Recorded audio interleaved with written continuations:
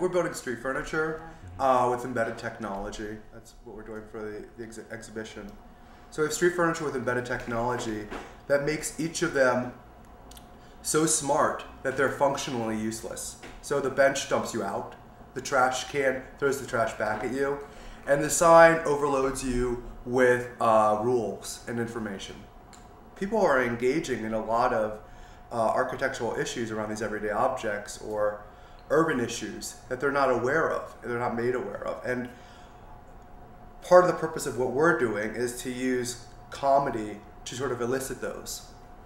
The furniture will look as normal as it is, but then by interacting with them, for example, bench, by just sitting on it, the bench will behave differently than normal furniture, and then they will recognize it is different furniture than what they used to see. And the bench will actually reject you after a certain period of time. So basically, by being too smart bench or with the technology embedded, actually the bench is misleading their original functionality.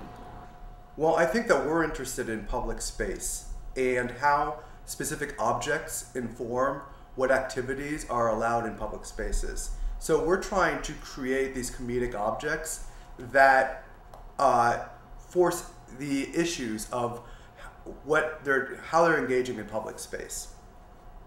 We're interested in how a bench not only functions and creates specific kinds of activities in public space, but when that bench has a sort of rude personality or acts out, how that actually changes the space. So what we want to impose is that there's a lot of things that we are too much believing in technology that will solve urban problems, and we are, by really exaggerating this absurd use case of technology, we are really questioning, like, is that the ultimate solution? The bench is a system of leisure and sort of observation, and one of the critical points about a bench to us is that people are always looking for places to sit down and to relax, but the benches that are in public spaces are designed for very specific periods of time of relaxation. They're not supposed to lay down. You're not supposed to really inhabit these benches. The sign follows people and actually points at a specific person and then projects a big rule based around what they are doing and saying, don't do that. So it's taking that authoritarian voice and that sort of, it's taking that authoritarian voice and it's making it very individual. The trash can obviously is about discarding, and even in the cities now you have this sort of micro labor around trash that you have to recycle paper and aluminum, and there's this micro labor that absolves us of this idea of consumption. What I see from architecture for now is that it's not form of the building or form of the object anymore.